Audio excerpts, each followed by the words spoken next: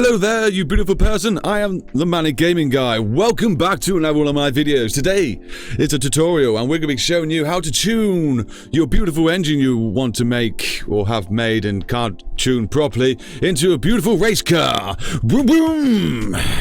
Yes, I'm going to be showing you how to tune whatever engine you desire to pick, naturally aspirated or turbo. We're going to first start with naturally aspirated engine, and then move on to the turbo afterwards of that engine. So sit tight, hold on, because this is going to be powerful.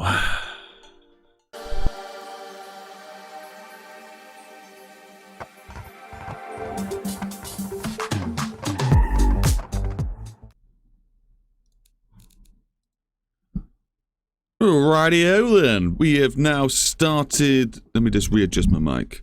The game automation, and you want a powerful engine. As you can see, I like making fast cars. I make a lot of fast cars, and I've got quite used to tuning engines. And I wanted to see what the new update is like, but nothing really has changed to my computer, so I don't know what's happened there. It said it's updated, but I don't see any difference. But we're going to go ahead anyway and do some tuning. So you want to click on your engine designer, or your car designer, whatever you've already started. Today I'm just going to be using engine designer because this is an engine tutorial. Okay, to keep it simple, I'm going to do inline 4. Just traditional i4, and as we're going for power, we're going to put in all the top goodies in.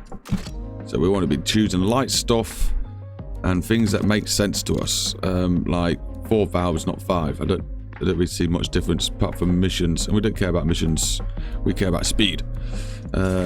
We could go for aluminium silicon, is lighter. Why not? Let's do that. It is a tutorial for speed and power. So for power, we want to put the quality up by 15. We can also do this one, but I'm not going to do that in this tutorial. If you want to do that, you're more welcome to. The steps will be the same. Just follow through. So we've gone for a 2-litre inline 4 crank. It's going to be bullet steel. Cam rods is going to be lightweight titanium. I was thinking about something else there. If you look at the graph above, so this area here, you can see green and red bars to the right. That is green for improvements, red for not improvements. So you can see the lightness of lightweight is definitely a lot lighter than the rest. Material cost is more than the rest. But it does hold a lot more torque, and RPM is what we're looking for. So we're definitely going to stick to that. I'm going to look for these again. I'm going to keep an eye on the torque and the RPM because they're more important to me. Forged does get a little bit more torque than a lightweight forged. Not by much. Not by much. So we're going to keep it as it is, as we can get more RPM with the lightweight one. We're going to be putting ballast shaft on, and this is important. We drag this down to the start. Everything I'm going to be doing might be a bit strange, but what I do is I crank everything up the way I want it, and then I reduce it down to the perfect peak. So quality up again. So watch this. Compression up. Cam profile up. Springs and lifters right up. We are going to be putting VVT and VBL on this one. This is going to be the naturally aspirated engine, and then we will put a turbo on it and retune it for that in the same video. So good days for us. So just want to crank. When you these two are linked, like you see there's a blue line here, and now there's a blue line here. This will react to the lowest one, and this will change to the highest one on this one. So keep that in mind when it comes to tuning. So if you adjust one, it might adjust the other one for you. But crank them straight up. This VVL revs per minute. I normally keep mine, as it's a race car, around 2,000. It's where we're going to start the tune off. We're going to start it off really low and then maybe crease it up to improve our torque line later on. Revs per minute, this is the revs that the engine can get up to when you put your foot down. I'm going to put that to 12 straight away. As more revs to me equals more fun. We're going to ignore this column for now. This is where we put our turbocharger on. Injection. Injection is really up to you, but I suppose we're going race style. So just choose the bottom of everything near enough, and then crank the knobs right up. Now fuel will determine how much of a big bang you get from the engine and change some of the tuning on it. And if you can even handle the power, some of the engines can't even handle, say, put nitrous through. You might have some trouble. So we're going to go crack the advantage up and the riches straight up and the quality up. I don't really change anything after I've done this. You can do some tweaking here and there, but as we're going for power, not economy, this will do us fine. Okay, tubular race, header size right up. We're getting to the end now. Bypass on the exhaust. High flow. I always put a catalytic converter on. I feel bad not putting one on. And there we go. So at the moment we're sitting at 362 brake horsepower at a peak of 10,000 revs.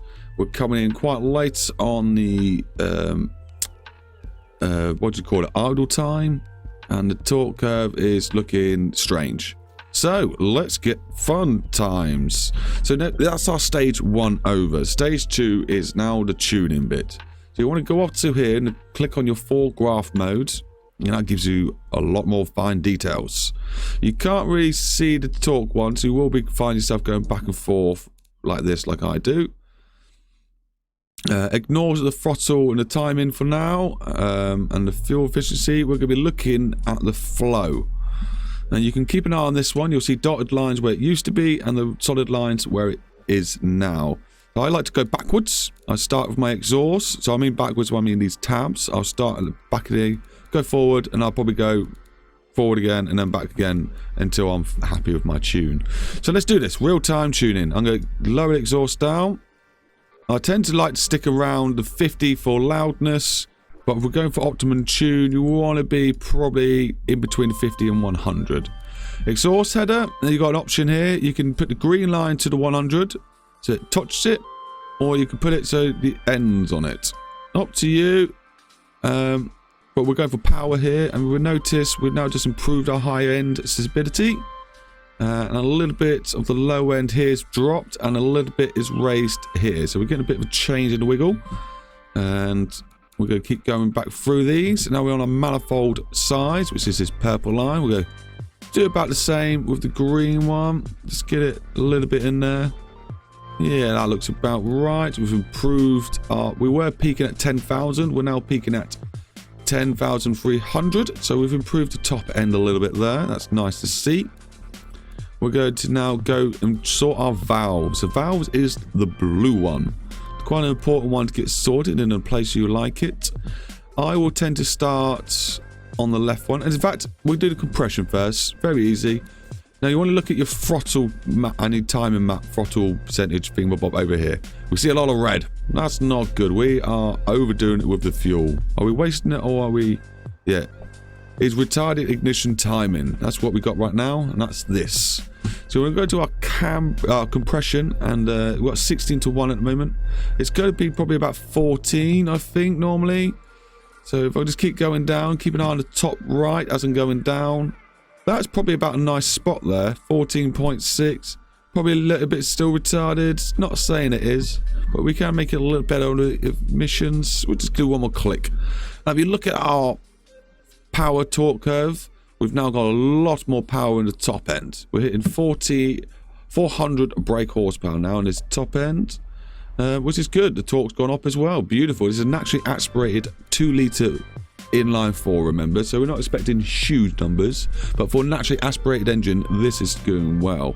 Now I'm going to sort my cam profile out first. I tend to put this into a nice normal spot, somewhere about here, and you notice it brings up this spot here. And if I go to here, we want to be aiming 1300 revs per minute. It's not too bad. 15 is probably the highest you want to be going. You want to be going there or lower. Okay, so it's not too bad. I think we've done all right. So let's done that. We now want to go back into our other flow optimized graph. This blue line is sitting a bit too low. It is giving us a nice juicy top end, but we're losing a bit of the bottom torque. If we watch now and we bring down our VBL profile, we can shift the lines a little bit, and we can actually get a bit more torque on the lower end.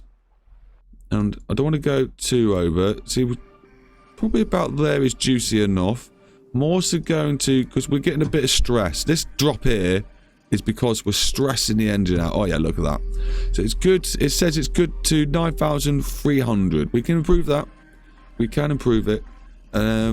But yeah, so I think we put this about 10.5, and we should be okay to tune it from there. Maybe a little bit more changes later, but we'll get rid of this horrible drop. Go away. And yeah, if we go into this one now, we'll change some of these parameters.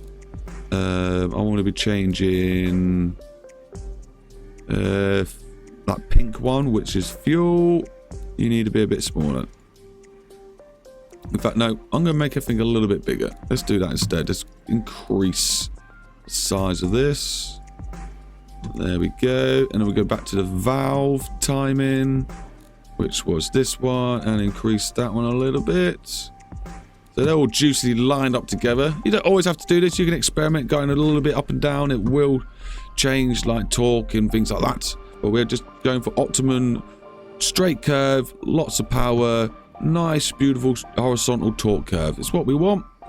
Normally a torque curve would go up a bit and then come down a bit, but ideally the more horizontal torque curve, the easier it would be to maintain the car in your throttleness. Excuse me while I drink my cup of tea.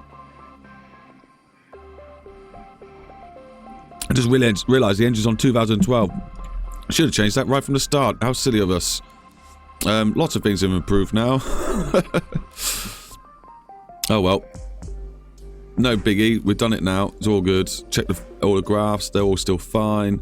That's all good. That's all still hanky-dory. So now we're doing 377 brake horsepower. You're thinking, wait a minute. You had 414 earlier on. I did. I had 414, but our torque was sitting a lot lower. Now, if you want to feel acceleration, you want to get that torque curve sitting nice.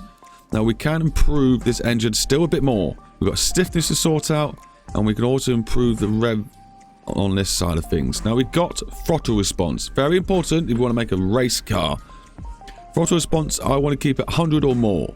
Okay, so I'm going to bring this down to 100 to help improve my top end and the pistons, because the way we're doing it is with balancing mass.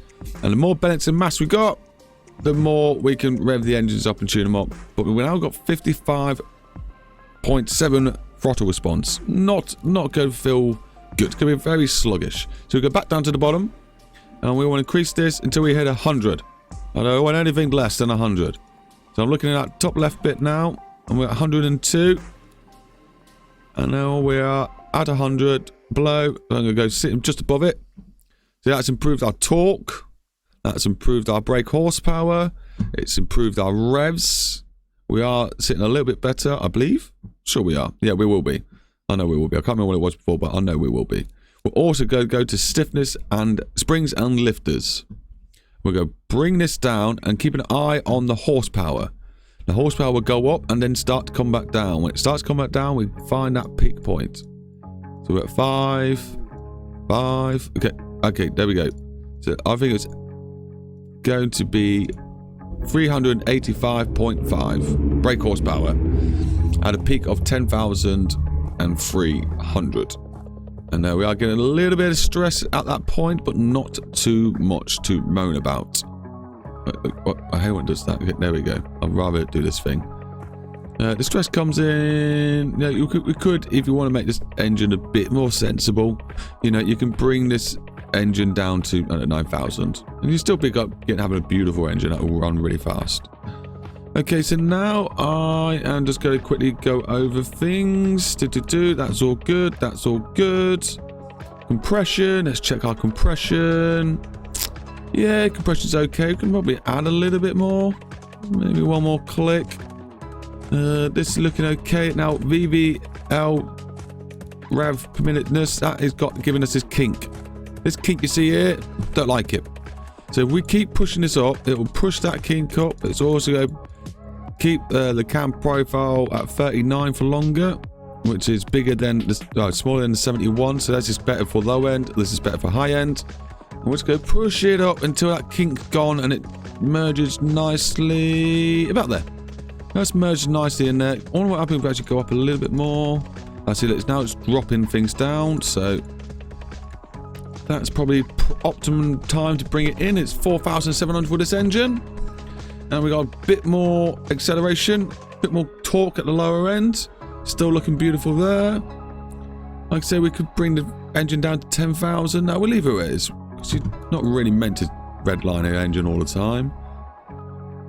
check my flow graphness. That's what we got now. Yep. Yep, that looks all good. That's it. So I think you could call this happy days. Obviously, you're tuned exactly the same way you did. Even if you were to change different parameters like this, you'll find, like, obviously, when you put worse headers on, you know, you get a dropout. So your peak performance is probably about here. Drop your revs down. Blah, blah, blah, blah. But yeah, we're going for performance, and that's that. So, in the next bit, we're going to be sticking a turbocharger on it, which is going to utterly destroy this engine, and then we're going to have to retune the thing again.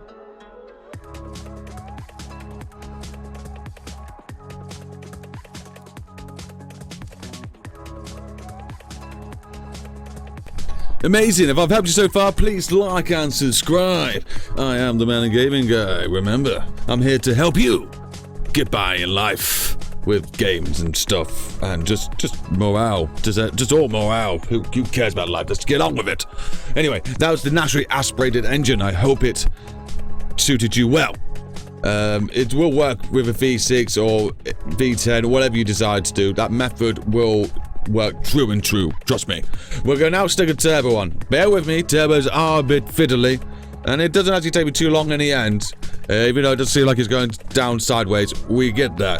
Well, we end up making a beautiful engine, no stress, and a fair amount of horsepower for a beautiful car. One day. I ain't made the cars, I just made the engine. Anyway, thank you very much. Enjoy this turbo tune in time. More power, baby! Woo! Okay. Turbo time. Now, in real life, sticking a turbo on is a lot of work. You got to stick the turbo on. You also have to change the manifold. You also have to change the exhaust. You also have to put an induction kit on it, like a intercooler. Look that we get one of those here. Okay, so now we slap this 80mm turbo on. What's happened? Well, this curve, the turbo kicks in obviously around here, and it's like, here's some juice. And it's already bumped it up by, is that 200, 100 brake horsepower, around 100 horsepower, and the engine's still managing in it. It's a dreamy one. It's a dreamy one for sure. Okay, so now let's think. What do we want? Well, normally if I was starting from scratch, I'd do the whole thing, bump everything right up to max. So maybe we should do that. Oh, that's disgusting.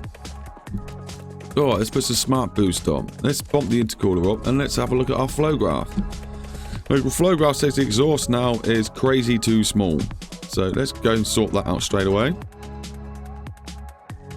There we go. Probably should go maybe a little bit bigger for gangster noise. There we go. Now, fuel intake could be a bit smaller, which is good because that makes things a little bit lighter for us. And the fact VVI, L profileness can probably stay about the same. Now we've got disgusting redness over here, so let's try and reduce our compression. It's probably going to be somewhere around 10 for this one. We're at 11. It doesn't like that high end bit, does it? You normally get this little island with a turbo, so let's ignore that. So we've got 10.9 compression. We'll leave it there for now. It's actually very high compression for a turbo, but I like my high compression because then we get a bit more juice at the lower end in comparison to having no compression and just waiting for the turbo to kick in for our power. So we have got, I didn't mean to click on that, we have got a disgusting curve. It is horrible. We like to have our lines straight, not like this. You imagine just driving down the road and suddenly whap, your turbo just kicks in and throws you off. So we're going to fix that. We're going to fix that good. Do we need 634 brake horsepower? That is a bit disgusting. I don't think we do. And also, we don't need this torque curve. Well, I want my torque curve to come in about 2000. It's a race car. I want a lot of juice early, not late. Sensible cars, probably like your normal production, is probably about 3,500. So keep in mind where I'm going to be tuning this to 2.5. You might be wanting to tune it to a different parameter. Okay, I don't recommend sticking anywhere up here. You know, if you're a Honda Civic owner, this is probably your line. This is probably your car. This is your torque curve. Let's not be silly about this. This is a Honda Civic engine right now. We just slapped a turbo on it, didn't do any tuning. Biggest turbo possible. So anyway, I've been round on way too long. Let's get on with the tuning. 1 point bar boost, that seems fine. Turbo size is ridiculous. I think about 69 volt inline 4 tends to be okay. We're getting some knock-in, well that's okay. We hopefully fix that knock-in. Why are you crying so much? What are you knocking about? Right, header size is...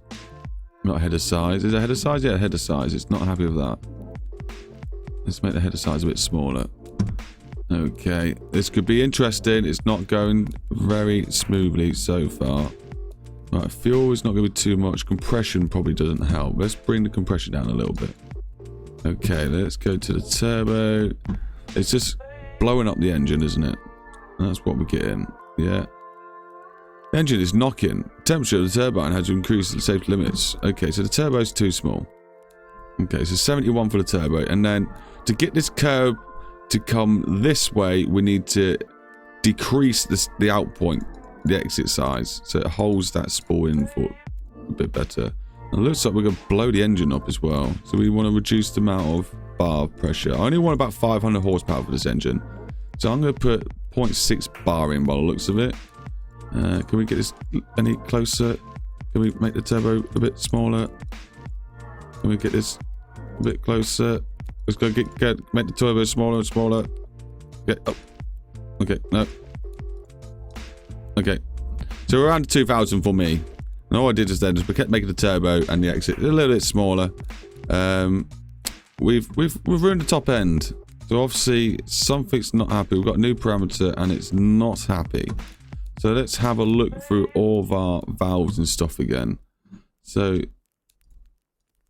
it's blowing up at the top end. So we could just simply go bring this 10,000 and then it stops it blowing up. The compression is still a bit redonkulous. Yeah, still not happy with compression, but if I raise it up, for some reason it gets less. So let's keep the compression somewhere sensible. Let's have a look. So we are wasting a lot of fuel right now. So I just want to get the redness gone. Right, so that's most of the redness gone. We are got quite a lot of yellow, but I'm going to stick to that. And then we go back into our graph here. We're hitting 461 brake horsepower. Compression is still ridiculously high. And we're not using enough which the fuel amount will increase output. Reducing compression and blah blah blah. Okay, so we're going to reduce that compression. So you do get a nice helpful guide down here. So we have reduced the compression. There we go. We're not wasting any fuel. We've got an okay curve. This is coming in at a ridiculous place because I've done my turbo at 2. I'm going to bring this down to where the turbo comes in, where that whole kink is, even though it is actually increased. Actually, no, I'm going to bring it up. I'm going to take it. No. I'm going to take it up. We want to try and find it where it makes sense. Where do you go smooth? Is it here somewhere? There. I've brought it up to 5,100. And that's made it a lot smoother. There's the turbo coming in. There's the normal engine. Turbo kicks in. And then it just goes. Lots of power. Now we are getting compression issues. Stop doing that. Is it because we're going above the 9,500 revs? And tell you the truth, we get dropout. So like, it doesn't keep going up. It struggles about here, 8,000 revs with the turbo, which isn't a shock. You know, you got a turbo on it, spinning the engine a lot faster. You're throwing a lot more bangs into it. So I think for this engine, to keep it stress-free, the best thing to do is bring it to about 8,500 revs, which is still pretty damn good for revs. And then it's going to moan about ignition time and consider higher compression, which is fine. That makes sense. See, our yellow bit's gone. So I want to higher our compression. Maybe a little bit more. I want to see double yellow. There we go, double yellow. I've got there's a little sliver of there's more yellow. This is like a greeny yellow. This is yellow. And then we don't get any warnings. Engine's happy. We got a turbo on it. It's pushing out 457 brake horsepower. So if you wanted a bit more juiciness and you weren't too fussed about where it comes in, I could just go, give me some more power. And there you go, 502 brake horsepower. We're coming out to 2,500. I'm happy with that. And we can, what, raise the compression up? Or lower the compression. I think it's reduced the compression. I didn't have to look at it. I could have just looked at this. So we go back to this. Lower the compression. About there. That's fine. And we should still be sitting at some beautiful 508 brake horsepower, which was my target. At a peak of 8,100 revs per minute. The engine should be near enough stress-free. The intercooler can be made smaller, but you know I like big intercoolers, so I'm gonna leave it at the size it is because it looks cooler. If we look at the engine, there we go. Oh, look at that little baby turbo. Oh, it's so cute. Ah, but that is normal. That's a normal size turbo, by the way. I know they look ridiculous sometimes when you put them on this. The exhaust size is ridiculously big. Probably didn't need it that big. But yeah, that is how to tune an engine with a turbo. I think I'm just going to check over my graphs, make sure I am 100% happy. Yeah, I can lower the compression a little bit. We are very peaking the stress. The exhaust could be lowered, smaller. No, I'm going to make the exhaust smaller because it did look ridiculous size. I don't need it that small. Oh, look at all the headers and stuff. Ah, see, this is why you always go back through your things. Because we can definitely up that. Definitely up the size, down the size of that, sorry. Definitely change the size of that. There we go. What? Too much compression again. So go back to this. Drop down a little bit. Have a look at my engine. Still the same amount of brake horsepower, but a bit of a cleaner line. And the torque is coming in a bit higher up here. Comes in a lot nicer down there. Let's have a quick look over the graphs again. Beautiful. Beautiful, beautiful. Like I said, I can probably shift the balance of the torque in that by changing the valve timing. But I think that sits well. I think we're sitting very well. And I'm very happy with that engine. I hope I've helped you today. If I have, please like... actually, tell you what, I'll see you in the next screen. That's what I normally do. Inline engine. Don't forget to do that. This engine is an I42. It's an inline 2-litre turbo... VVTL. That's what his engine is. That's what his engine is. I probably should have gone in there. Power, baby. Clean power. Clean power. Oh, we should probably hear it. You know, I don't normally do this bit because... No, it's been to be updated, this game. I don't see any updates in the game, unfortunately, which is strange. Let's have a listen.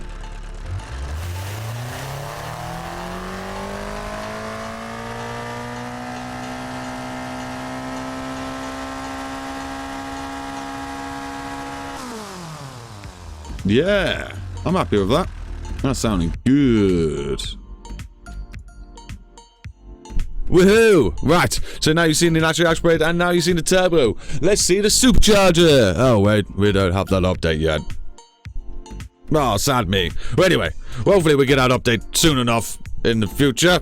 That would be another video. But if you enjoyed it and I've helped you, please like and subscribe to the channel. And I'll see you in the next one. Any more help you need, please ask and I'll do what I can.